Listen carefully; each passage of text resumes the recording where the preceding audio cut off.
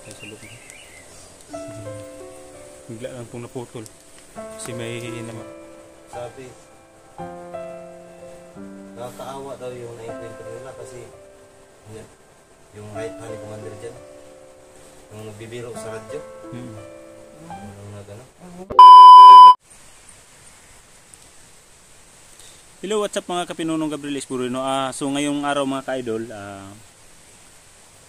i-update po natin si Bugoy Yus TV, no? Sa nangyayari po sa kanya o kumusta na po yung kalagayan ng mga idol. Kasi parang kumusta na pong lagay niya, ano na pong pakiramdam na, no?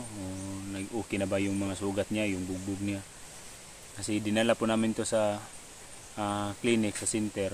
Hindi lang namin binibidyohan, no? Kasi alang-alang po, no? Sa safety po niya, kasi kung mabibidyo kami, nagdinala namin doon, baka may hindi magandang mangyayari, no? Baka tambangan niya may pag-uwi. Kaya so mga ka-idol, shout out, no? Shout out sa lahat ng sumusuporta ni Kapinuno, no? Mga Kapinuno natin sa atin dyan, kumusta pa kayo dyan, shout out po, no? At yung mga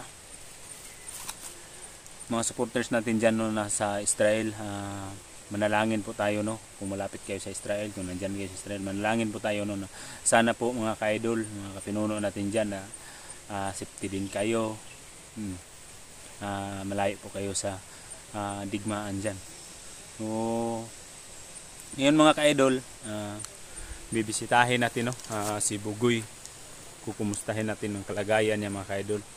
At sa hindi pa po naka-subscribe sa munting channel ni Pinunong Gabriel mga ka-idol, mag-subscribe na po kayo, like, share po, pakipindot po sa notification bell para updated po kayo sa mga susunod po mga video.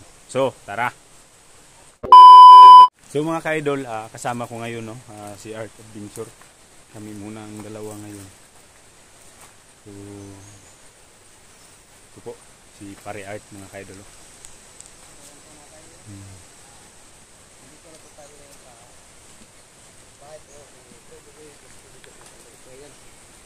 Bro,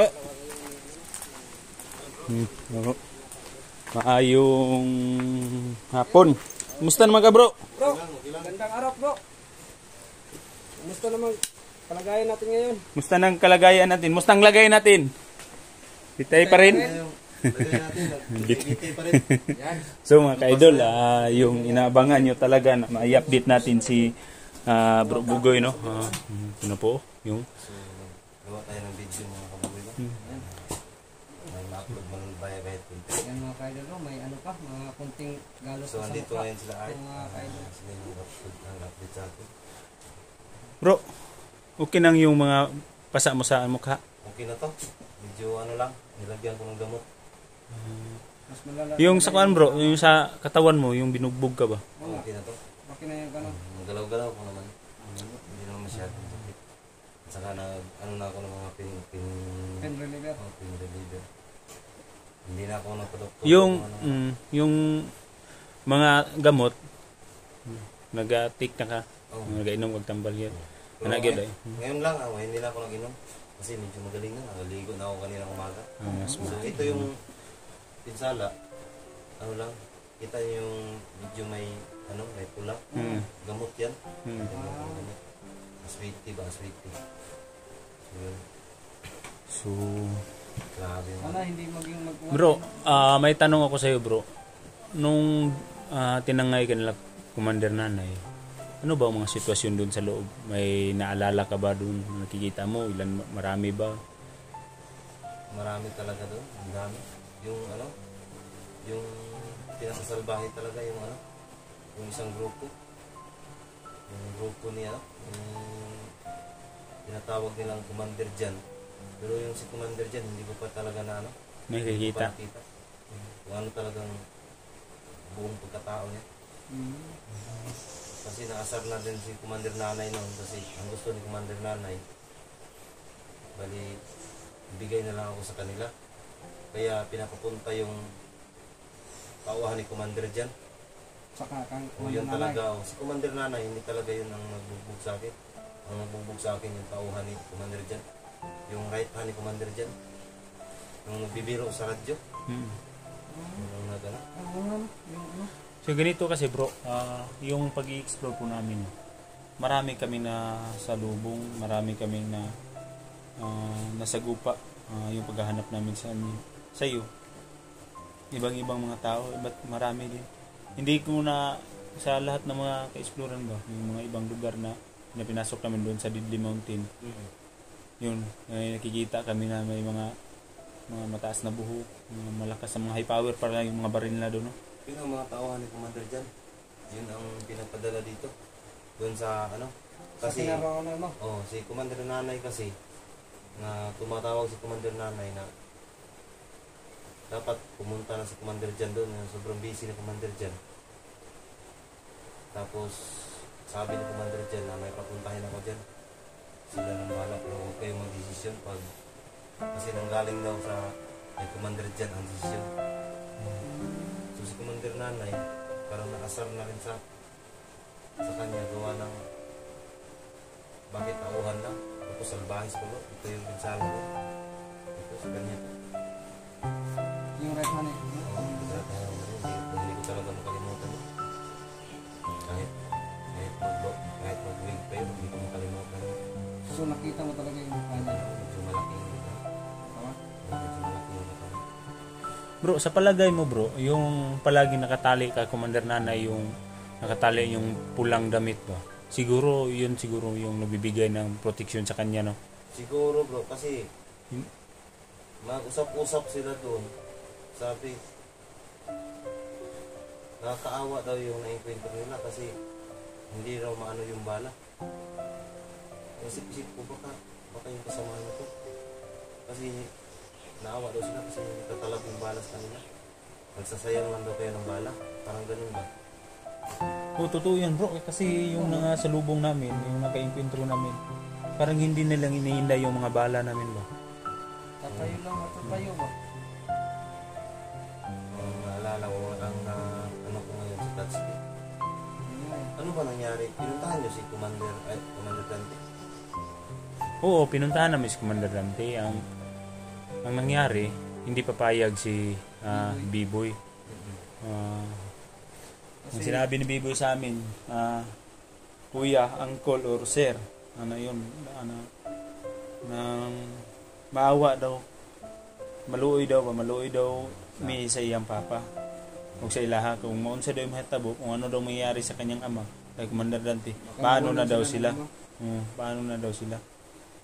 Kasi kanina, pinuntahan ko doon sa bahay na nilipatan ko sa kanila.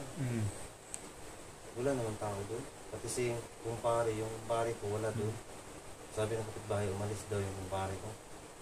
Sila, Sila Biboy? Sila Biboy, wala rin. Wala rin? Oo. Wala rin akong balita kung anong nangyari. Wala naman talagang kumpare ko doon. Balikan ko nga siguro mamayang hapon. Siguro baka pag alam na nila yung hindi natin na na-update ng mga baka nalaman nila yung nangyari, baka umalis sila baka ibang lugar na sila. Linisan na nila nitong lugar ba? Alang-alang po sa kanilang pamilya. Baka dapat magpaalam sa atin. Kaso kailan nga akong katruma na siguro sila sa nangyayari bro. Baka bro, baka naisip yung ng asawa ni Commander Dante na baka hihingi naman tayo ng tulong sa kay Dante para sumama sa kabundukan para hanapin ka. Baka yun ang naisip niya na alis na lang para maging tahimik ang pamumuhay ng pamilya nila. Siguro baka yun bro, yung nangyari bro ba, yung isinugal ni Tatsuki yung kanyang buhay, hindi sana ako papayag yun bro, kaya binigyan ko siya ng baril, pinadala ko ng baril. Actually kasi yun siya nagdesisyon Hindi labag sa kalooban ko yun kasi ang nangyari, may mga pamilya lahat tayo. Oo nga Ang gusto ko sana yung mangyari na hindi na, lulusubin na lang namin, pero yung nakita naming mga sniper na ka-install sa taas, badihado po yung buhay. Kaya yun ang desisyon niya na siya na lang nung papalit, magpapanggap na sa Commander Dante. Kaya sinabi ko, magdala ka na lang ng baril Rotatsuki, tapos siguruhin mong barilin si Commander Nanay. Pag matumbay yan si Commander Nanay, lost moral na yung lahat yung kasamahan niya, yung mga tauhan na kasi yung commander yung una, pag mamatay yung commander, Oh. ah Magtakbuhan na yun. takbuhan na yung mga tauhan niya, pero hindi kami nagtagumpay bro kasi pag binaril ni Tatsuki si Commander Nanay, hindi lang iniinda yung bala, parang ganun lang ba, Parang dumaplis lang sa ano niya, sa ulo niya. kaya nagkaputukan. Baka yun siguro yung tali na sa buhay. Yun Kaya ang ano duda ko ko view, yung tali niya sa buhok, yung pula ba? Yun nga rin yung duda ko kasi pag makita natin, pag ilang beses na natin nakita yun si Commander Nanay, Grabe ang andun talaga ang purong niya sa pula. grabe ang tindi nila doon bro kasi diba doon nakatambay kami doon sa isang gabi sa Tagaytay. Tinatawag na Tagaytay, nasa taas kami, Taas ng bundok. High ground kayo. naka-high ground kami. Iba ang tindi nila bro kasi yung sniper doon nila din nilagay yung sa daan mismo. Daanan, pero yung bomba talaga dito nila nilalagay sa gilid, sa giliran. Matatalino talaga. Talaga kasi pag may kalaban daw, Pag hindi matamaan ng doon talaga sniper, dadaan sa doon talaga dadaan sa yung Simi-Tagaytay. Kita na ng sniper. Yung paggagapang yung mga kalaban nila, doon makasalamuha naman yung mga bomba na andito sa baba. Yan, dito sila. Tapos may sign sila doon, may oras sila doon sa sniper. Yung tawag doon, 12 o'clock at saka 3 o'clock. sa religo yan? Ano? Palitan sila pero bawat doon sa bawat taas mayroong sniper. Yung nagtatawag nila na 12 o'clock dito sa kabila naman sa likod. Mayroon din tapos palitan. Iba din yung Nag-secure ng perimeter. alis-alis. Balik na naman, alis na naman. Iba din yun. Kaya nga, siguro pag naabutan ako ni Commander Jan, siguro wala nang hindi ako nakauwi. Kasi mas bangis pa nga yung tauhan niya, yung right hand niya. Lalong-lalo, siguro yung si Commander dyan. Iba na, ang gawin natin. Medyo, Iisip ko lang bro, ano na kang kalagayan ni Tatsuki doon sa loob. Buti na lang no, buti lang sana kung hindi si makita siya ni Commander Jan, kasi kung makita siya ni Commander Jan bro, ano ka mangyari kay Tatsuki, paano na yung pamilya niya? oo kaya yung bro na ano? Kasi ako bro, nagtaka ako eh. Nagtaka ako bro na kasi nagtawanan sila eh tungkol kay Commander Jan. Bakit? Ano bang mga Sabi nila, hindi nila makilala yun si Commander Jan kasi palaging minsan nasa baba yun. Hindi nila makilala daw. Nagtaka ako, bakit hindi makilala na di ba ang sabi ni Commander Dante, ano yung kamay? Yan, tapos nagtawanan sila. Ano kaya ibig sabihin? Parang niluloko tayo no? Mga ganun baka nakita ang Commander Dante siguro, hindi yung totoong Commander Jan. Baka nagpapanggap lang. Baka nagpapanggap lang mo. Yung tawanan sila. Ang ano ko lang sa Tatsuki, wala na talaga akong ano doon. Pinilit ko na talagang tumayo para lang makalakad. Yun nga. Kasi Sana nga nakatakas nga yun si Tatsuki. Ang ginawa ko rin bro, yung pinaalis ka, bumalik ako kasi sugod ako sa kanila. Wala na akong pakialam doon bro o anong mangyari sa akin.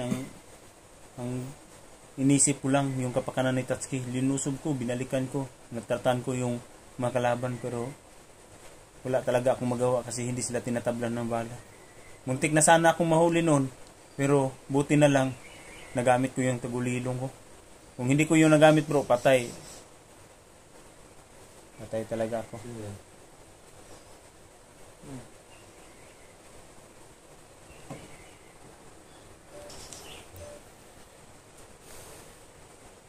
Ano yun bro? May tao. Dumaan? Diba na yun? Secure natin bro, baka may mga May nagkaligid-ligid. tingnan kasi ako baka yung mga ka-idol no. Parang bigla ko naputol yung bigla naman kasi mamataan ko kaming tao no. Ano ba yun?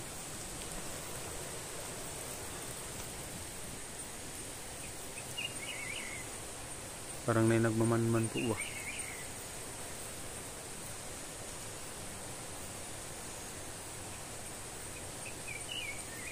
Ka-idol. Tayo sa loob. Bigla lang pong naputol. Kasi may namamalayan po kaming mga... Wala ulit tao? Umalis na yun, dumiritso yun. Nakaso tumutingin nandito. Kilala mo yan? Hindi ko kilala yan, baguhan yun.